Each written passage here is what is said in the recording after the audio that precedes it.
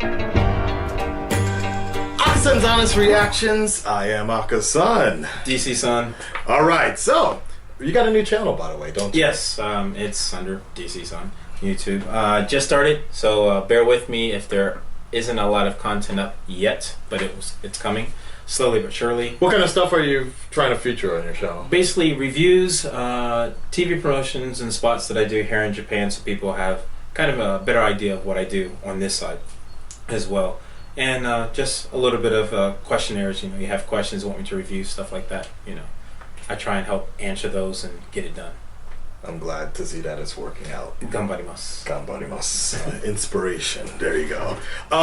Let's go ahead and we're going to get into Batman the Killing Joke official trailer. And this one just came out, just dropped a little while ago. So, right. Without further ado, let's see what it's about. It's so weird because we're just watching Flash and there are all those like nods to Ace Joker and stuff like that. Killing Joke, like lots of the Carnival. Really good stuff. Here we go.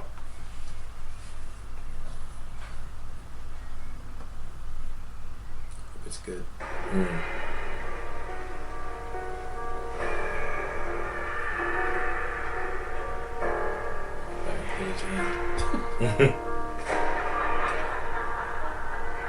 I want to talk.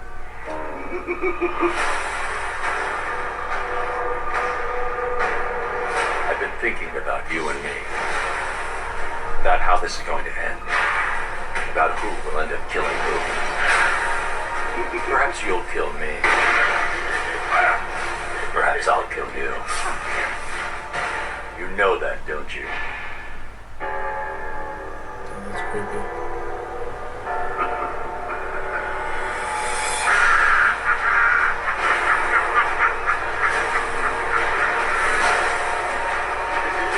Tell me what I'm doing here. I'm going mad. Where is he? Why aren't you laughing? All it takes is one bad day. Nice. Nice.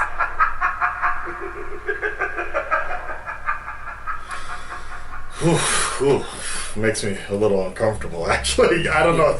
Yikes. Yeah, that's weird. That they picked that particular storyline? No, I don't mind them picking that storyline, but it's kind of weird because that's a trailer that doesn't really just makes my skin crawl a little bit. So they did a good job. Yeah, they They did a good job because I think their purpose was to make you uncomfortable. I think so. Because they hit the nail on the head with that one. Yeah. Looking at the way the Joker is portrayed in this was, Yeah. creepy.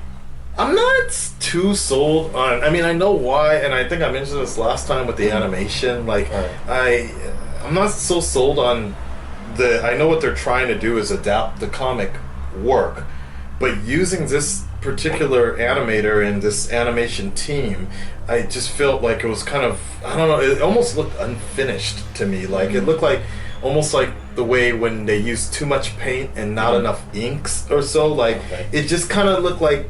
It didn't look Rough? It looked really rough and not defined enough, so to speak. Like I just felt like the colors looked a little more like basically there weren't inks layered over enough, and so I don't know if that's going to pull me into the show Or not because it kind of looked a little bit like a bit of a knockoff of what I expect DC animation to be, but at the same time I've been noticing that about the DC animation, their features for quite some time, ever since Batman and Son came out, or Batman versus Robin came out, or even the Ra's al Ghul one. There was a lot.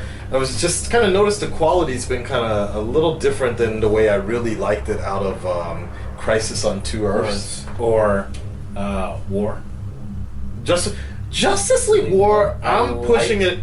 You didn't watch it yet? I watched it, but I also felt the same way with the animation. I felt the animation took a step back compared to what I saw from Crisis on Two Earths, Batman versus Batman, the Supergirl one. What was it called? What is it? Batman, Superman, Apocalypse. Apocalypse, that one, and then there's another one that was actually really good as well. Public Enemies?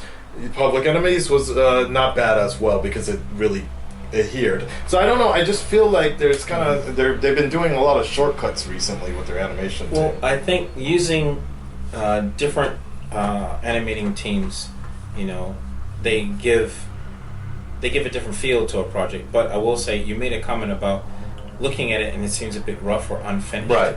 Now, it being rough or unclear could actually fit perfectly for the story, because the baseline is you could have any good person snap and go the opposite direction. It's like a hairline. Anyone could have that bad day. It's the mentality that okay. fits the storyline, so Yeah. they use that type of animation to fit with it. Because think of it this way: if it's too clean, it has a completely different feel. You're right. And I was also thinking about this recently. Every time I move my chair, my belt sounds like I'm farting. So I'm not farting, people. It's just my belt's catching things. Actually, I hadn't even thought about it. Oh, okay. Now, anyways, what I was thinking about this actually is because The Killing Joke has been such a great graphic novel that it's actually been revised and actually redrawn. I think 2 times already. Yeah. So right? the inking for it is slightly different. Right. On the more, I guess, the revised version, it's a bit richer. Dark. You're right. Right. So I'm starting to think about that now. Is the original? It does the animation. The animated edition looks more like the original one. Where, as of lately, in my mind, the only one I can compare to is the revised version, richer one. So that might be another thing as well. So you all should check out Kotobukiya's Killing Joke Joker, and look at the bottom of the box. I was gonna have you bring that one in actually. Because I basically did the concept for that figure, and Woo! it was awesome. Yeah, I got it. Go ahead. And it was awesome. It was a great job, and I'm proud of it, and can't wait to do more of them. But yeah, I'll see what I can do. I'll bring one in. Yeah, that'd be dope. What did you think of Mark Hamill's delivery? That actually sounded pretty good. It's kind of hard not to be impressed by Right. Mark Hamill doing any animated character, because he just has a great delivery. Period.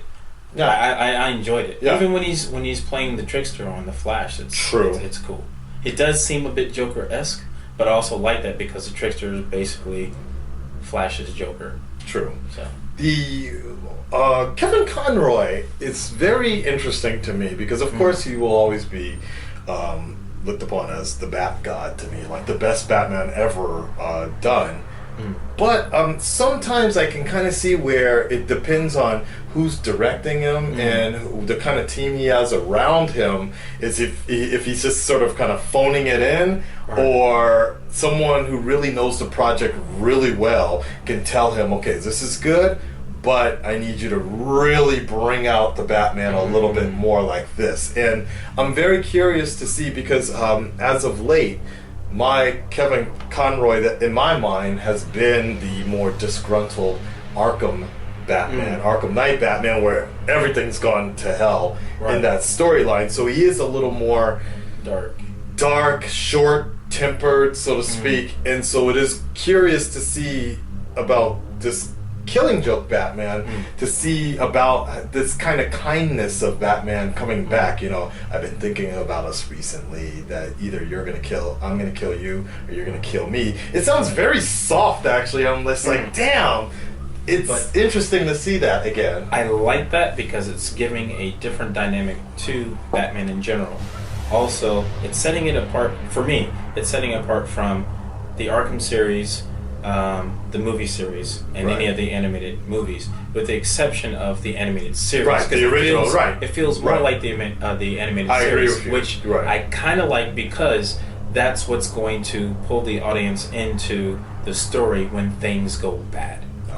Is how I'm looking at it trailer-wise.